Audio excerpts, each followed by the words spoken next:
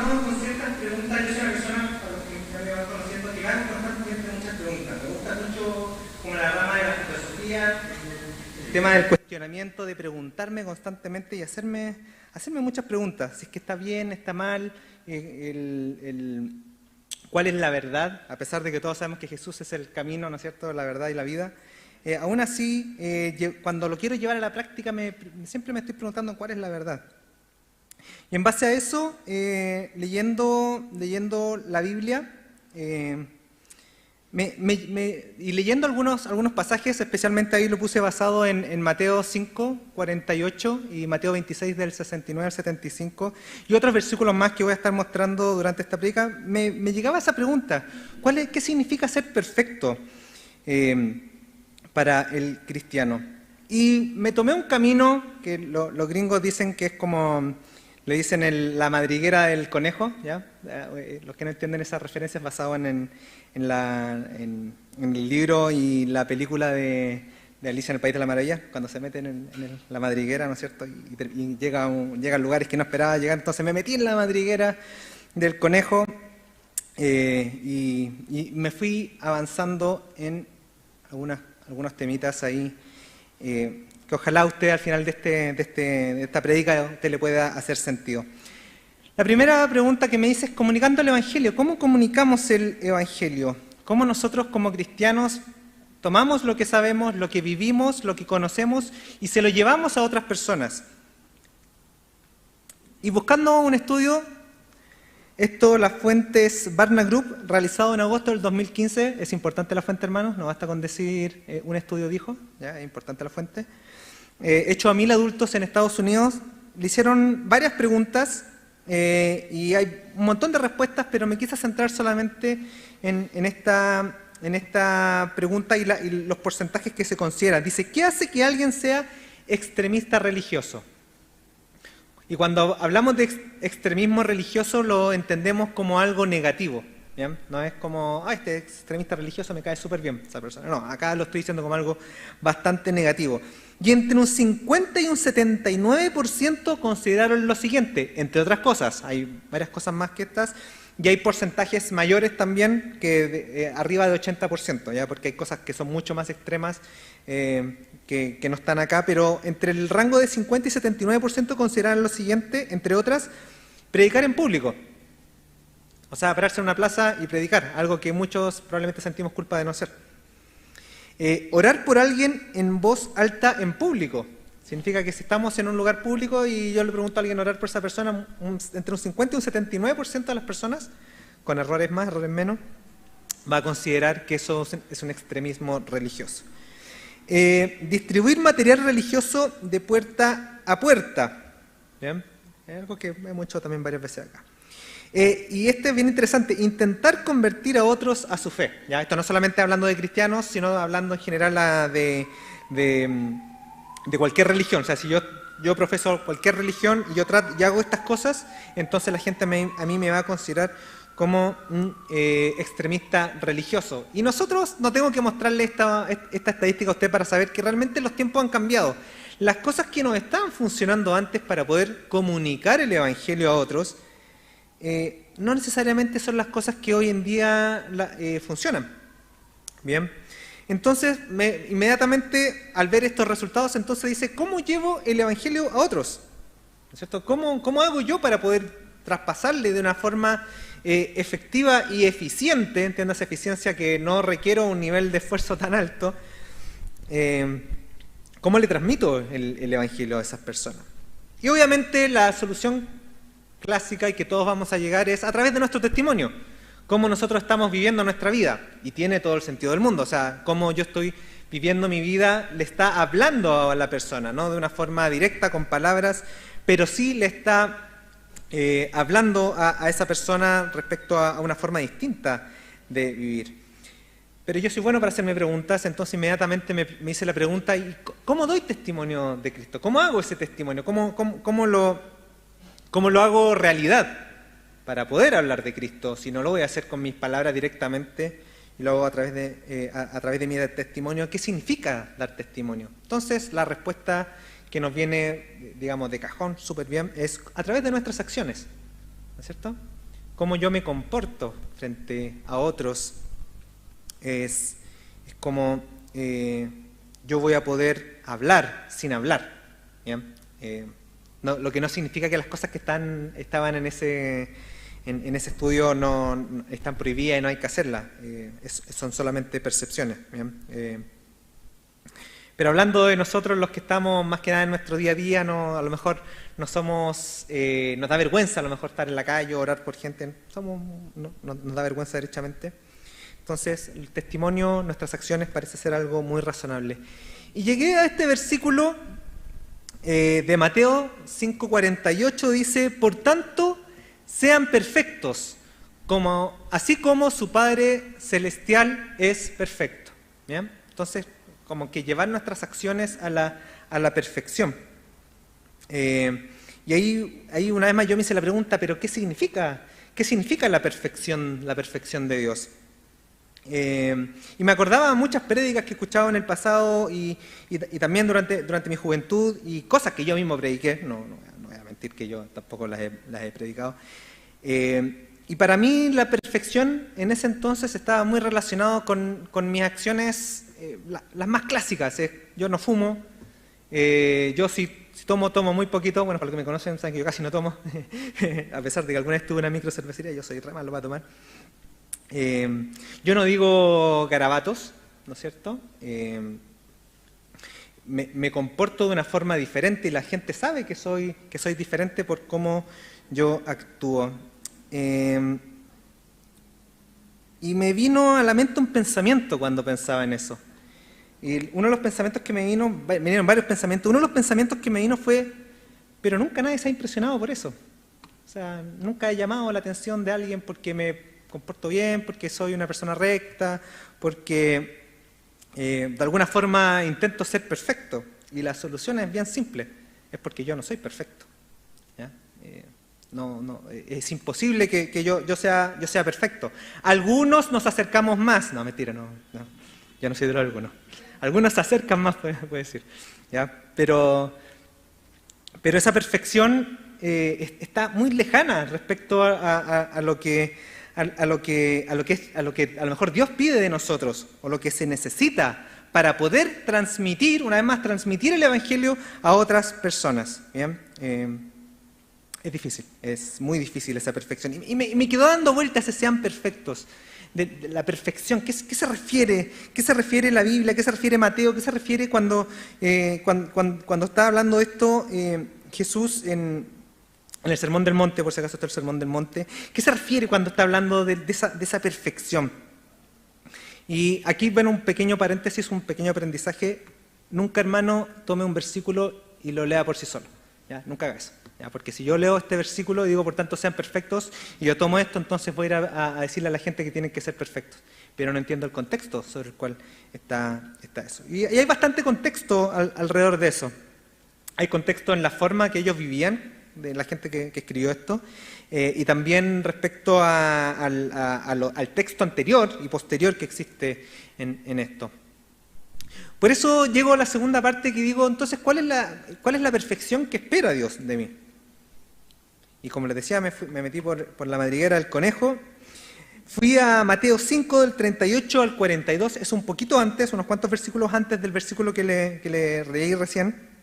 Y dice, también en el Sermón del Monte: ustedes han oído que se dijo ojo por ojo y diente por diente.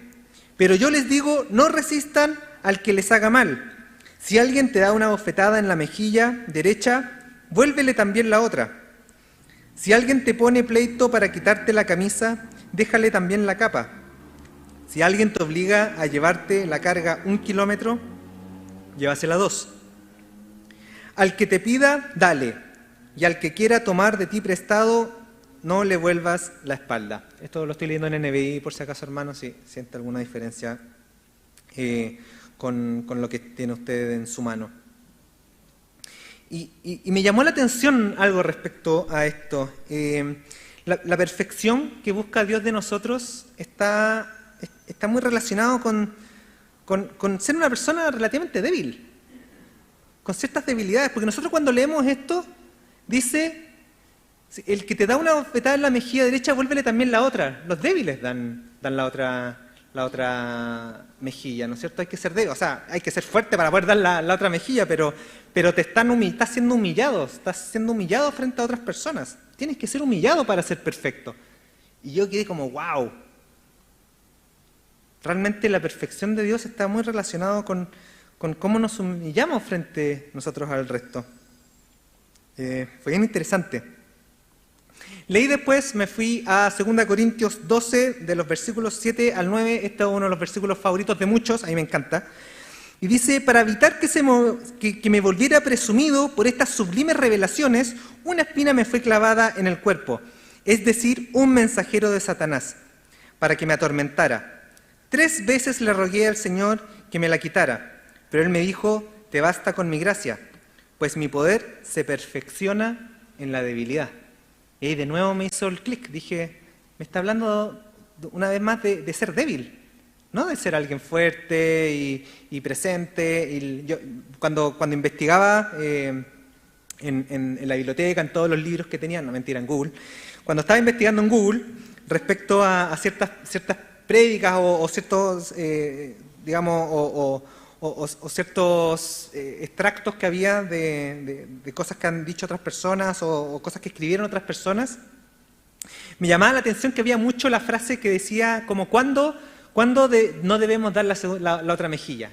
Era como tratar de marcar el límite, ¿no es cierto? De aquí para acá sí, de aquí para acá no, pero era muy importante el límite para poder transmitir lo que queremos transmitir.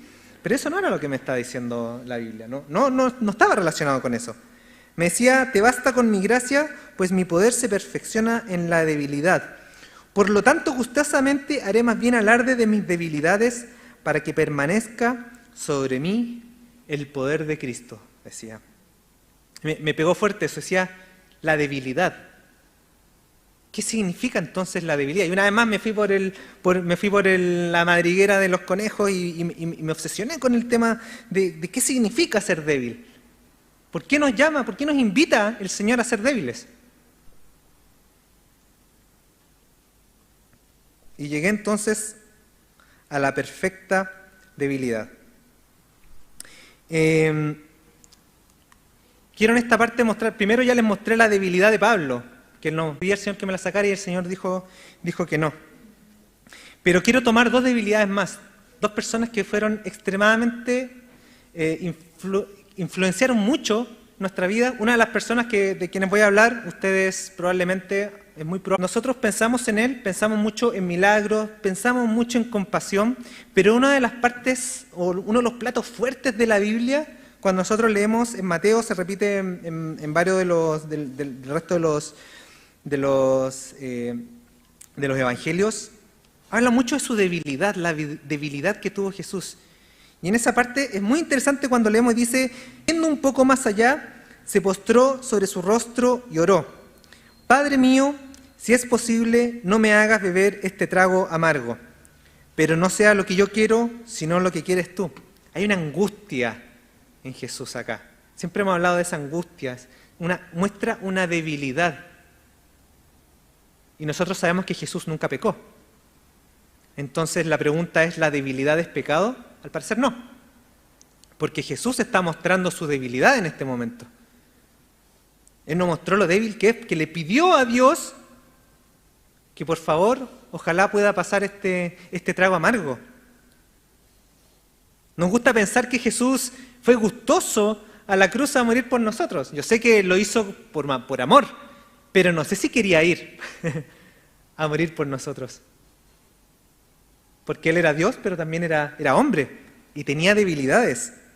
Y aquí está su debilidad. Él no quería el sufrimiento.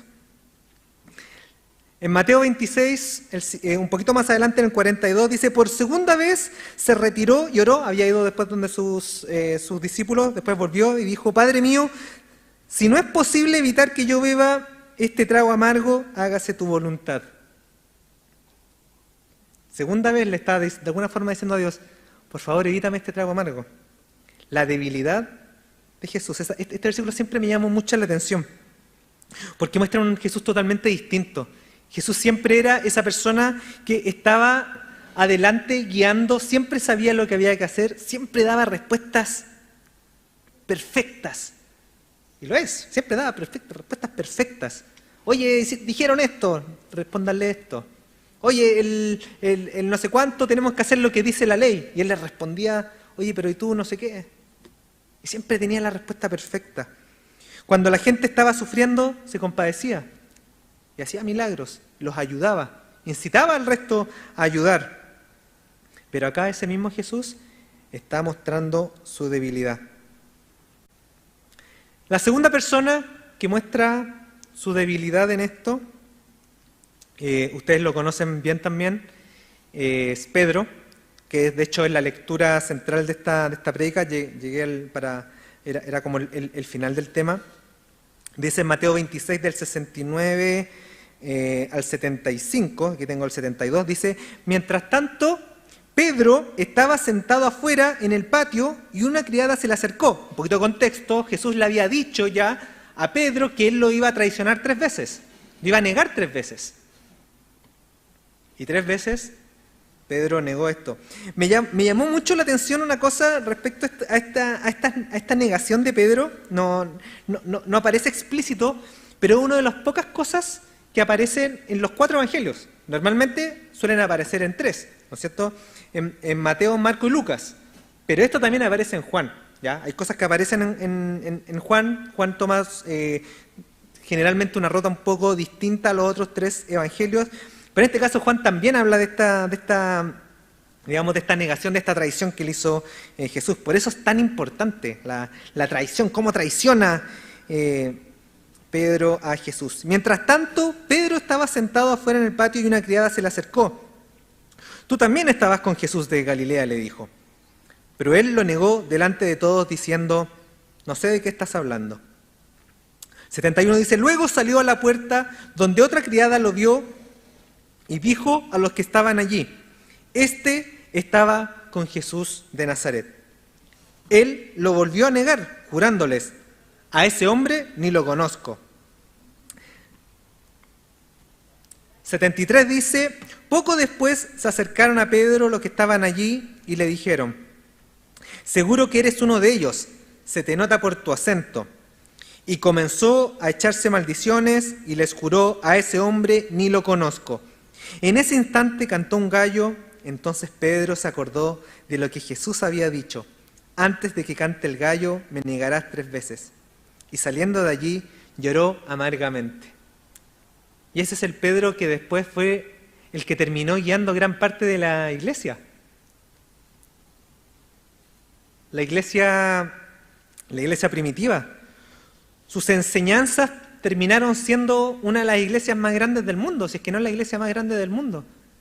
La iglesia occidental católica romana.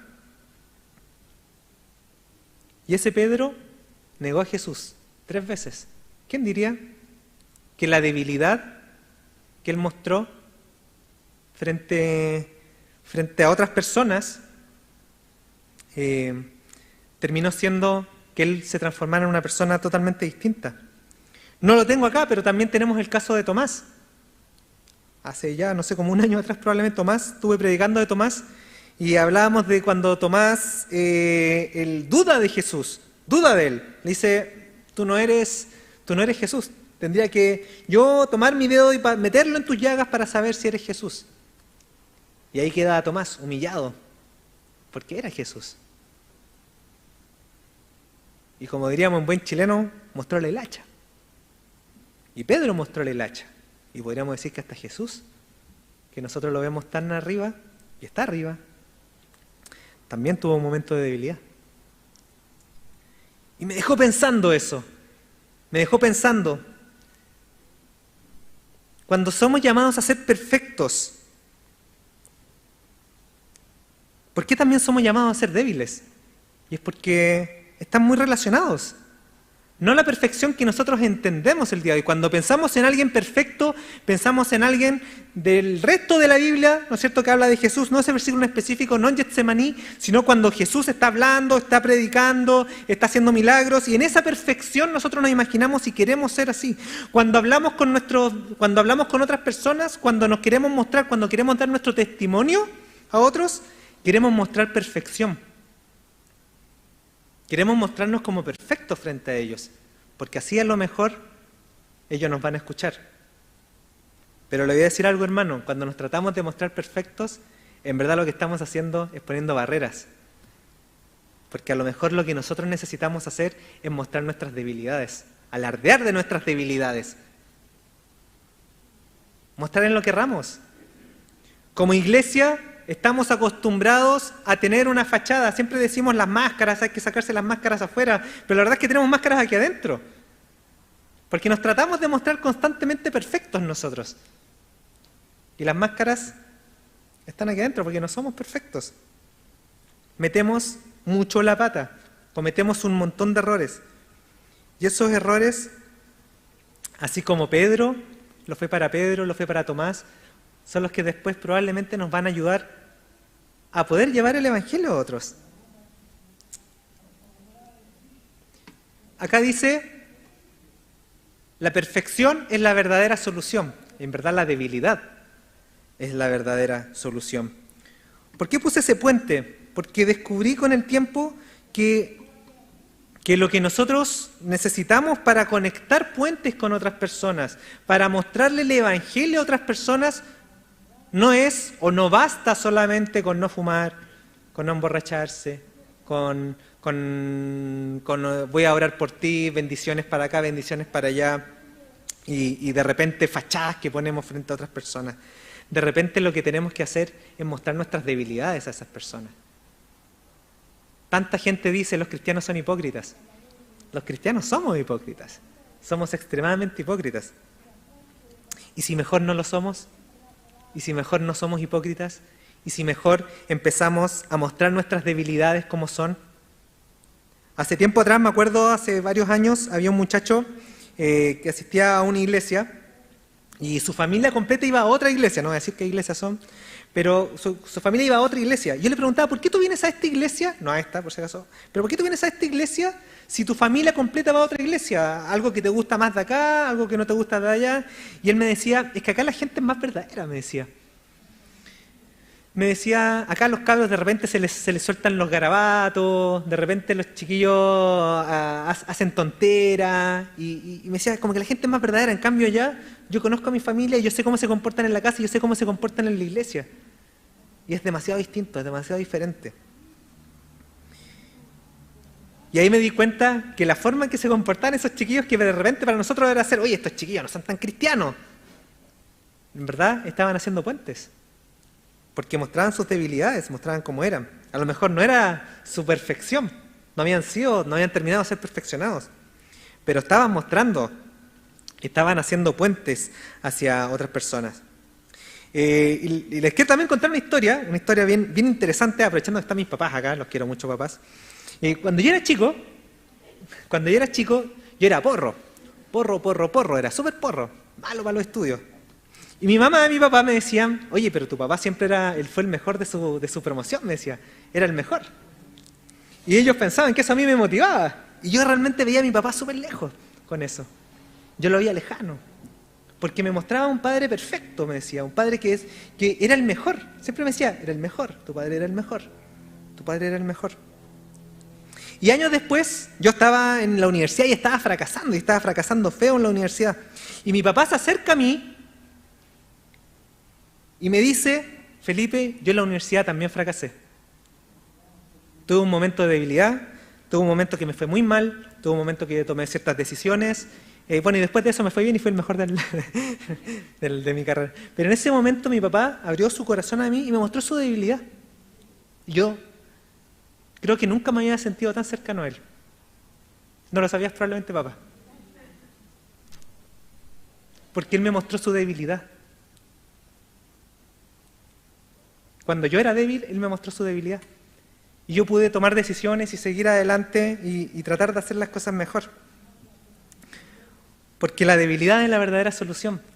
No tratemos de seguir mostrándonos perfectos hacia afuera si no lo somos. Tratemos de mostrarnos como somos.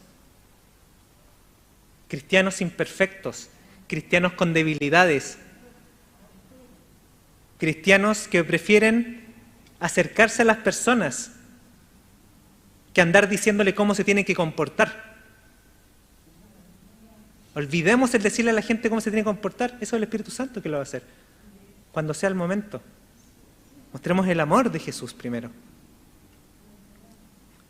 Una última historia. Me acuerdo un jefe que decía, oye, ¿cómo hacemos? Me decía Felipe, ¿cómo hacemos para acercarnos a la gente? Para que la gente nos sienta cercanos, hagamos desayuno, me decía, no sé qué. Y yo le decía, si queremos que la gente nos sienta cercanos, la solución es acercarnos. Porque si hacemos acciones de hacer desayuno, no sé, la gente que trabaja conoce bien estas técnicas, como pareciera que la gran gerencia baja y está cerca de la gente, pero no está cerca de la gente, son acciones que están haciendo, son máscaras que se están poniendo, para que la gente crea y la felicidad mejore y aparezcamos bien en los KPI, los famosos KPI. En nuestras métricas. Pero yo le decía, si queremos que la gente se sienta cercano, la única solución es acercarnos a la gente. Hacer puentes con ellos. Y un buen puente es la debilidad. Alarguemos de nuestras debilidades, hermanos. Mostrémonos como somos. Y saquémonos la máscara, no afuera, sino acá adentro. Y mostremos cómo somos. Y ahí podremos mejorar. Podremos ser perfeccionados por el Señor a través de nuestra debilidad. Los invito a que puedan cerrar sus ojos.